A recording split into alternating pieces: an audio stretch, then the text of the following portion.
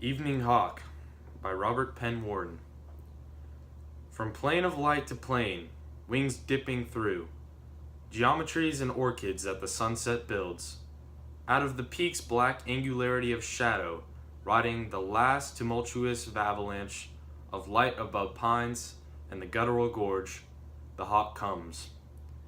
His wing sighs down another day. His motion is that of the honed steel edge. We hear the crashless fall of stalks of time. The head of each stalk is heavy with the gold of our error.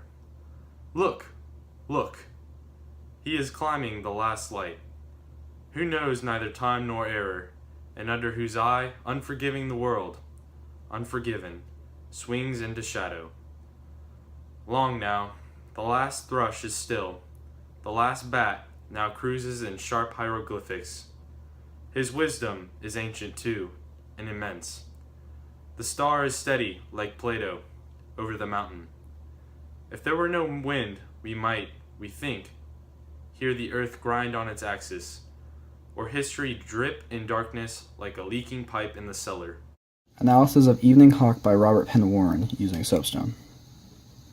Now the speaker of this poem is an admirer of the hawk who's watching him. Line 11 shows this, where he says, "Look, look, he's climbing the last light," showing that he's watching the hawk and admiring his actions. Lines 16 and 17 also describe the hawk as wise, anxious, and immense, showing that he is indeed an admirer of it. Now we skip down from S to the other S, subject. The subject of this poem is to compare humans who think that they have complete control over time and think that they're immortal, to hawks, who are much more gentle creatures, and generally the hawk represents God, and how it has power over everything. However, humans still think that they have most of the power. In reality, the hawk has more of it. We know this because he says, "Who knows neither time nor error," so meaning the hawk is perfect in every way, meaning that he's a God character. However, we, when we're heavy in the goal of our error, are flawed and incorrect with our assumptions about the world. Now, as we shift to purpose, the purpose of this poem is to ridicule humans for this mode of thinking and bring humans back into reality, thinking that we are not control of time, time is control of us, and we're not immortal. So clearly, as we go to A, the audience is all humans, specifically humans that think that they're immortal and have power over time. Although we don't specifically know the occasion for the writing of this poem, we can pretty much assume that it's something to do with the political spectrum that's happening at this time period. And Robert Penn Warren is trying to make a statement about what's happening politically at this time. He may be trying to explain that humans shouldn't have control over over morality itself and time. Now, as we shift to tone, we can show that in this poem, the beginning starts off very bright and forthcoming, specifically this line right here.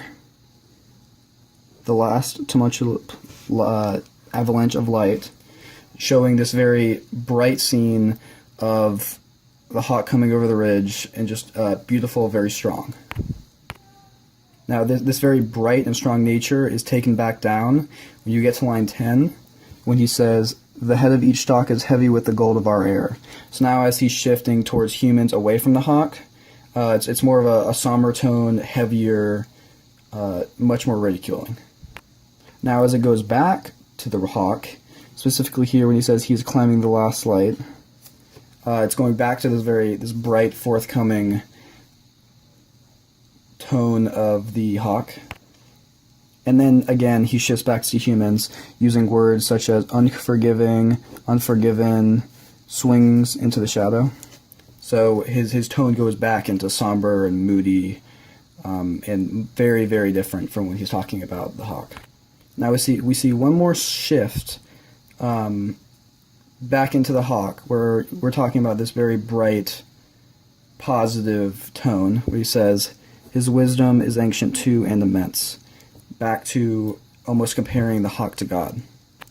Now, the last shift in the poem, the shift back to the humans, is this stanza right here. And there are very specific words that have very negative connotations, such as darkness, and the leaking is a very negatively connotated word. And there's just a lot in this stanza. But thanks for listening, and I hope this helps.